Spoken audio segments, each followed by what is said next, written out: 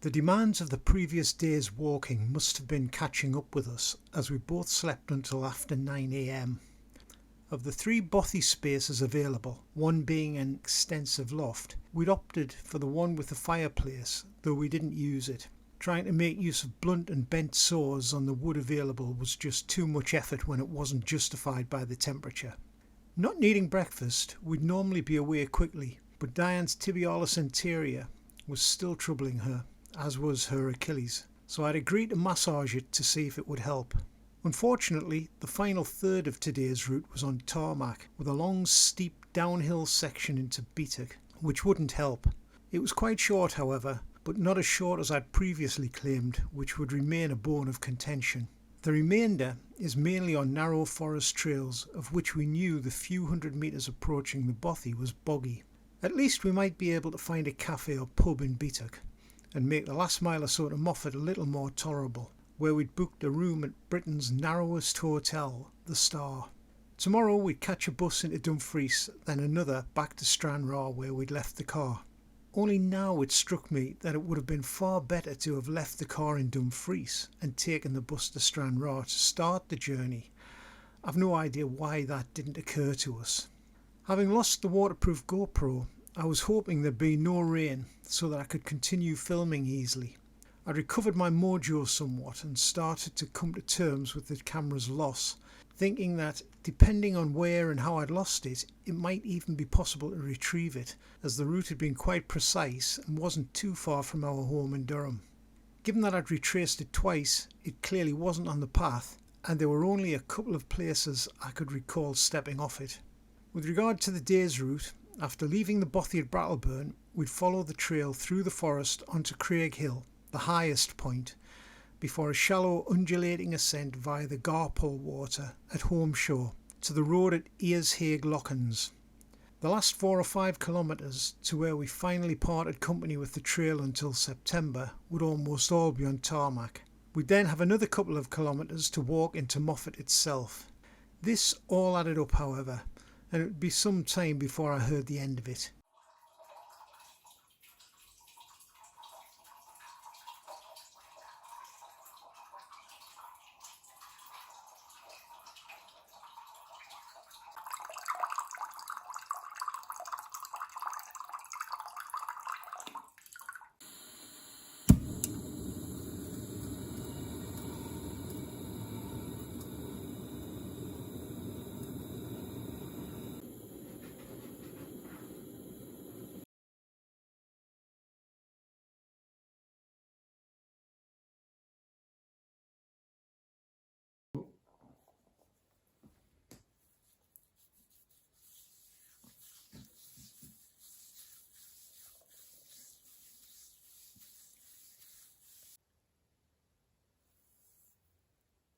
Oh, that's hit the spot.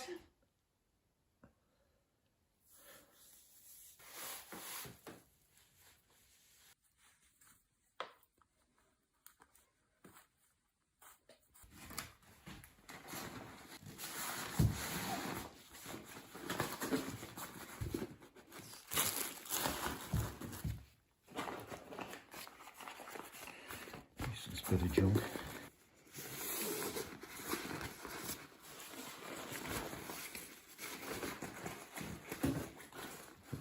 That'll do.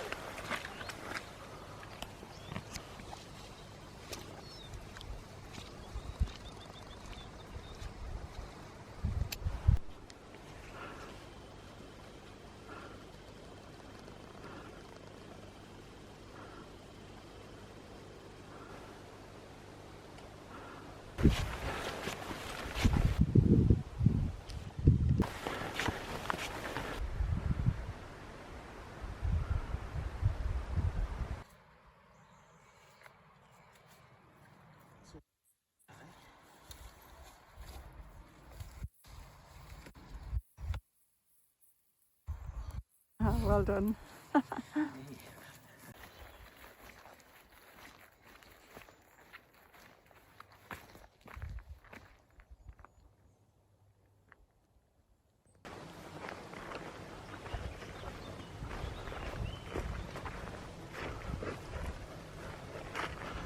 Getting warm. V. Aye, V warm. I think I'll be doing the same.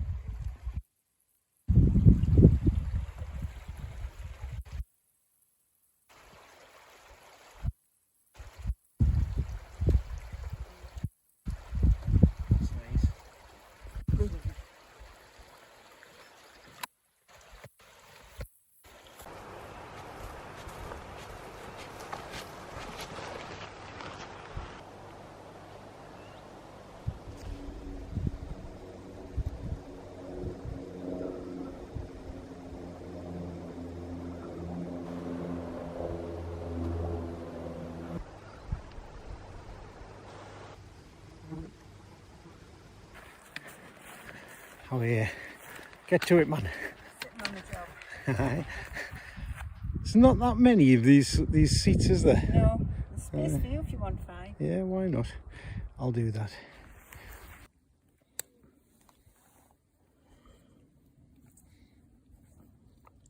I'm not a big fan of this cheese, like, but I've got a fancy it'll taste a canny bit better this time. Oh, where's that?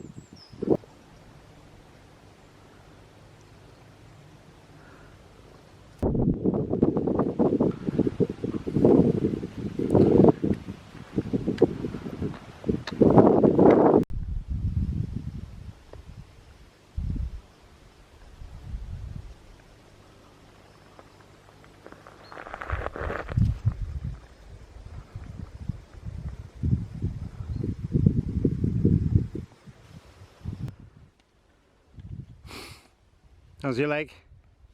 Ish. Aye, fair enough. Still moving though.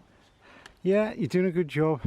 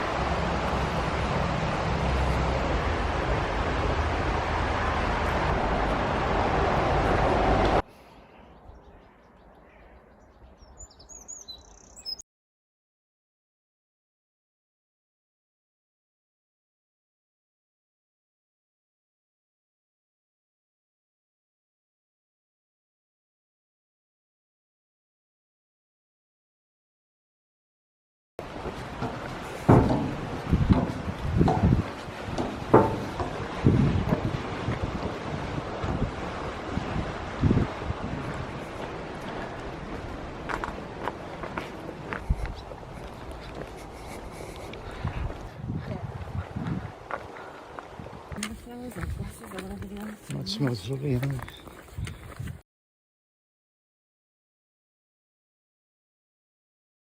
So we left the bothy at Brattleburn on what for us was a very boggy trail that we'd arrived on the previous evening, but would be dependent on local conditions, I'd imagine. Turn right up a very steep hill and across the ridge to the summit of Craig Hill. That would be the highest point that we'd achieve that day. Then it was a steep descent to the track towards the bunkhouse at Rivets. We, however, continued on the trail, gently undulating downhill across the Rivets burn onto a meadow where there were 2 footbridges here and here, which is Foy's Bridge across the Garpole water. Then there was a short ascent onto a plateau that undulated gently to Earshaig Lochans. I have to confess I never noticed the Lochans. I was engaged with reading the interpretation boards, and Diane had also taken off up the road. So I duly followed her up a steep little hill round about here, which leads you on to Witch's Wait, where apparently witches would indeed wait to ambush travellers. We just found cattle there. Then it was a long downhill all the way into Beattock, getting ever steeper on what's known as Crooked Road. There's an interesting hill fort site just around about here that I would have visited in any other circumstances. Crossing the West Coast main line, we turned right, went into Beattock, hopefully to find a pub or cafe. There was none. So with our tails between our legs, we duly returned, crossing a couple of sites associated with Thomas Telford, the bridge and the Old Brig Inn, now another venue. Then back onto the trail briefly to go under the M74 onto a lane, past Lockhouse Tower, which is about a quarter of a mile in this direction, and then over the River Annan to the junction, which would mark the end of our Southern Upland Way journey for July. We'd be back in September to start the rest of it. Instead, we turned left and walked a couple of kilometres into Moffat, where we had a hotel room booked.